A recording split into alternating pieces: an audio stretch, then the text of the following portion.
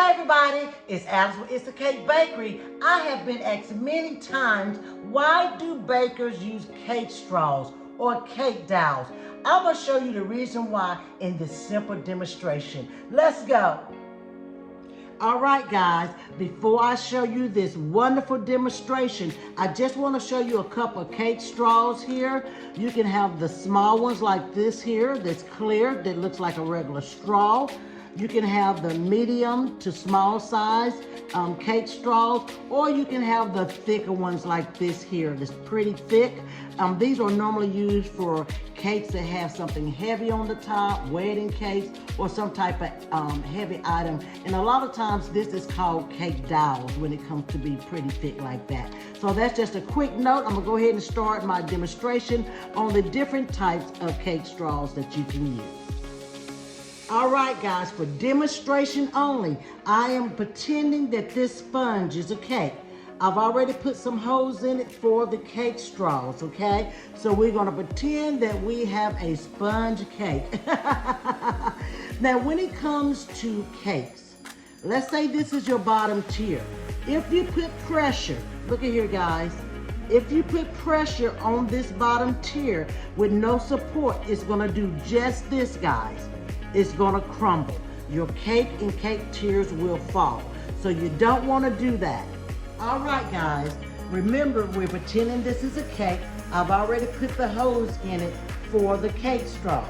A few moments ago, you saw when I pressed it down, the bottom tier fell, or this sponge cake collapsed in, which means that will happen to your tier cakes or any of your cakes that you have a heavy item on top. So now what I'm doing is going ahead and put some cake straws into the cake, just like this here, or a pretend cake. Just like this here, guys. We're just putting the cake straws down. Normally, you need about 4 to 5 cake straws. Sometimes I put one in the middle, but it's normally put in around the center or the middle of the cake, okay? Now, guys, I'm gonna put my pressure, my body weight down. I'm on top of those straws, those cake straws, and the cake is not moving. That's what you wanna do. That is what the straws is for. Let me show you something else. All right, next, once you put your cake straws in your cake, you want to put a little frosting. So we pretend that we put a little frosting here. A lot of times I'll go ahead and put the frosting over the cake dowel. Once you got the frosting on here, next you want to go ahead and just add your cake board. Just like this here, guys. Put your cake board on, and then if you see you get pressure, that cake is not moving anywhere. And the frosting acts as a glue. Next, for your tiered cake, you're gonna go ahead and put a little bit more frosting on this board. How do you guys like my pretending? Is it good? So go ahead and put a little frosting there. Once you get the frosting on there, we're gonna go ahead and just add another tier. Now we're pretending this is another cake. There we go. And we're gonna hold it down just like this here. I'm gonna move it back so you guys can see. And there it is, guys. Putting pressure to it, the cake is not moving, guys. All right, guys, we're still pretending that this is a cake. I didn't want to leave you guys hanging because a lot of times you may know how to use cake straws or cake dowels, but you don't know how to cut with it if this was a real cake. Or you may not know how to take them out. There's several different ways you can do it, and there's no right or wrong way. You can do it exactly how you want, but here are some examples. If this was a cake, you first want to go ahead and scrape the frosting off of the top of the cake or wherever the cake dowels is so that you can see the holes or feel the holes of the dowel.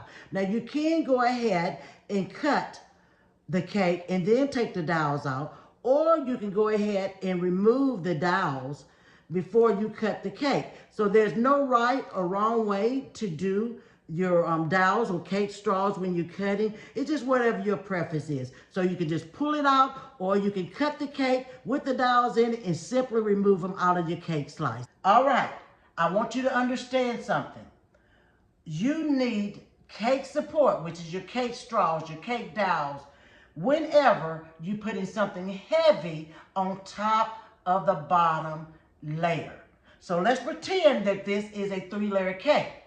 You're still going to need your cake straws in your 3-layer cake if you putting something heavy on top of it. It could be a trophy, some type of heavy toy that you're putting on top of your cake. So you still need support in that bottom tier. So let's go ahead and move the cake board back. We're going to pretend we got frosting there. And then we're going to add 4 full cans of Pepsi on the top. Let's pretend this is a Pepsi cake. You will see that those cake straws is still supporting these heavy cans of Pepsi. All right, guys, I hope you learned a lot today. I know it's a short video. I like to get in and get out, show you something quick that you can learn. Please keep this in mind, guys. It's so, so, so important. You need cake straws, cake dowels, or cake support anytime you put in something heavy on the bottom tier. So it's not just for wedding cakes or anything like that. You might be making a Pepsi cake or what have you. Make sure you have support down there. And most importantly, guys, please subscribe to my channel. Please tell your friends and family about me. Please let me know in the comments if it's a video you would like me to make, something else you want to learn. I would appreciate it, and I definitely will respond to you. Thank you guys so much for watching. Bye now.